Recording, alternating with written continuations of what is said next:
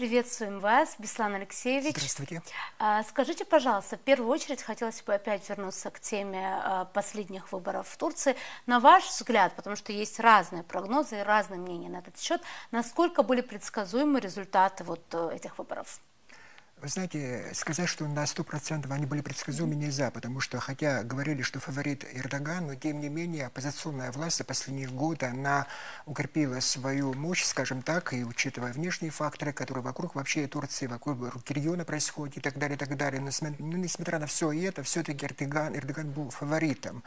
Хотя мы знаем, что первый тур, чем она закончился, ему не хватило буквально там несколько процентов, и разрыв был небольшой, между прочим, понимаете? Это говорит о том, что все-таки надо понимать, что политика, Эрдоган сильный политик, это не значит, что он вообще-то общенациональное такое одобрение он получил. Это выбор, который он выиграл в тяжелой вот такой конкурентной борьбе, это надо признать.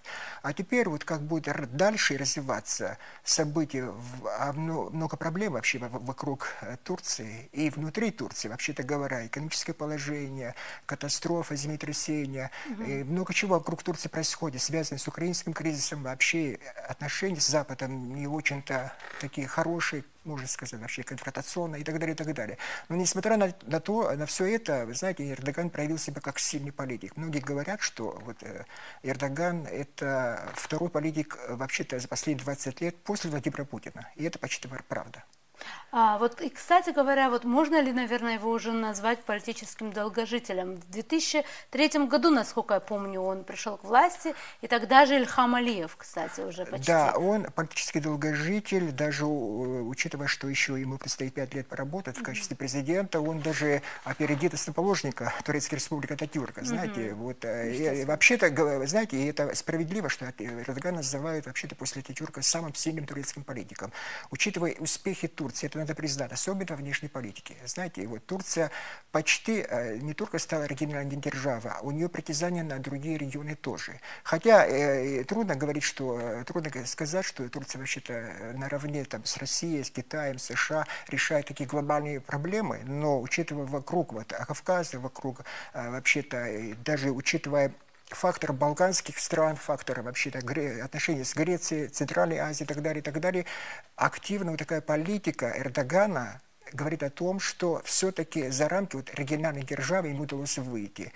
А вот притязание его на многие проблемы, которые необходимо решить Турции, это курдский вопрос, это отношения с Грецией, учитывая, что они состоят, вообще-то говоря, в одном альянсе, НАТО, в Европейском Союзе состоит Греция, не Турция, но очень сложные отношения. Я вам напомню, что первый визит, буквально на днях, Эрдоган проведет свой визит в Турецкую Республику Кипр. А это вызывает, знаете, очень неприязанные отношения со стороны политического руководства Греции по отношению к Турции. Это подчеркивает о том, что все-таки отношение к этому образованию не изменится. Я вам напомню, единственная страна, которая признала Турецкую Республику Кипр, это Турция. А как вам кажется, прогнозируют несколько вещей, например, о том, что отношения Турции и Азербайджана и так довольно крепки, как мы знаем, но также говорят о каком-то альянсе с Пакистаном. Насколько это реально, нет ли там каких-то все-таки противоречий, настолько ли это уже прям устоявшееся что-то? Вы знаете, за последние годы в политике Эрдогана наблюдается такая тенденция. Знаете, улучшение отношений с арабскими странами, но и наладит отношения, например, и с Пакистаном тоже, и, например, и с Израилем тоже. Понимаете, такая политика, она активно приносит свои плоды, потому что его принимают. Многие вопросы, конфликтные, которые имели место, пытаются снять, особенно между арабскими странами и Турцией. И, понимаете, это говорит о том, что о силе, во-первых, политики Эрдогана, это первое. А что касается Пакистана, знаете, это особая страна. Все-таки Пакистан более крупная страна, она ядерная держава, не будем этого забывать, и у нее тоже свои притязания на региональную такую, знаете, на оригинальный державный статус, скажем, но у него проблемы со своими соседями, особенно Индией. Понимаете, это конфликт регион очень конфликтный. Все эти регионы, и потому говорит о том, что улучшаться буквально с новым избранным Эрдоганом между Пакистаном и Турцией не приходится. Но факт, что ему удается пока наладить нормальные отношения со всеми странами, это правда. Вообще даже представьте себе, таких отношений между Россией и Турцией никогда не было.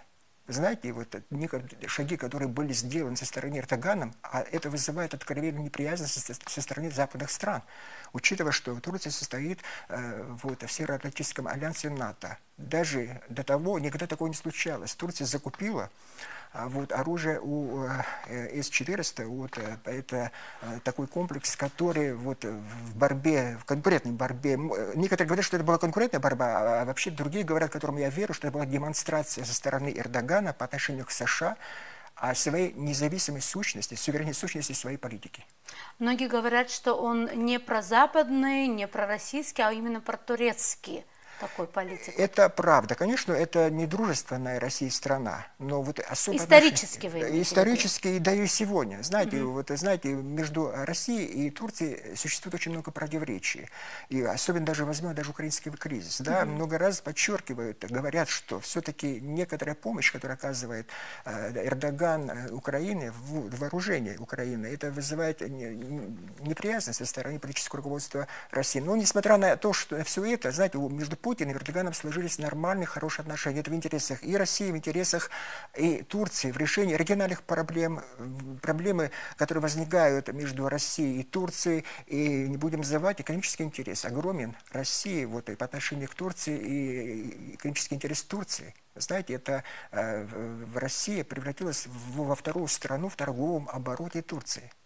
Это говорит о том, что все-таки важная вот, статья дохода, вообще благополучия сегодняшней турецкой экономики. Поэтому, знаете, такие особые отношения сложились. И это многие подчеркивают, но не надо забывать, что все-таки Эрдоган это все-таки, несмотря на тяжелые отношения, сегодняшние отношения с США, все-таки это человек, это Турция, это страна, которая считается южным форпостом вот, в политике Запада.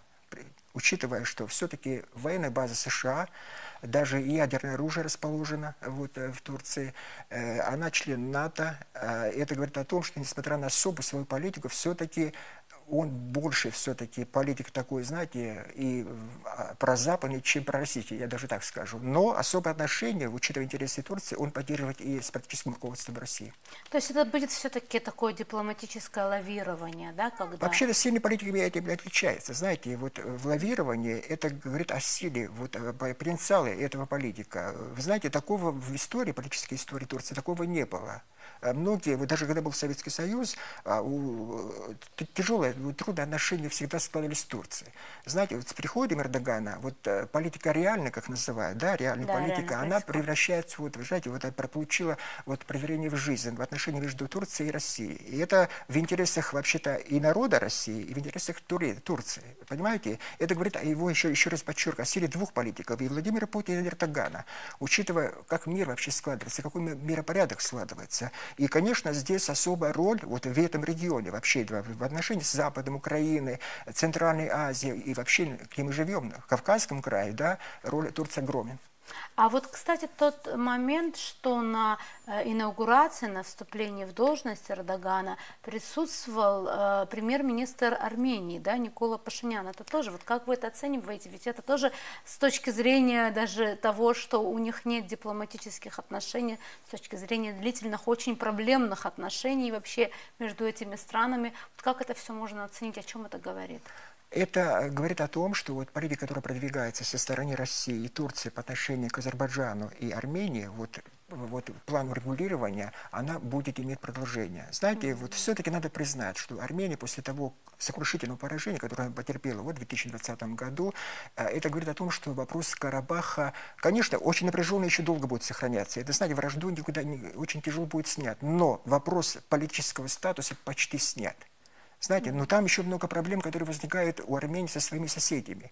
И с Турцией, и с Азербайджаном как-то наладить. Вопросы коммуникации, которые уже договорились, но как-то не удается все это воплотить в жизнь. Очень много проблем. Определение границ. И не будем забывать, что миротворческая, которая проводит политика России, это все согласовано с Турцией. Поэтому, конечно, вот визит, который вот неожиданно, который внезапно, который вот, имел место, да, Пашиняна, это говорит о том, что все-таки нынешнее политическое руководство Армении понимает сложившуюся реалию, Понимать, что надо договориться, баланс сил, да? все-таки лучше договариваться, чем вот держать еще, понимаете, еще на десятилетие вот такую ситуацию, когда в конфронтационном, таком враждебном отношении, которое вряд ли что-либо принесет Армении.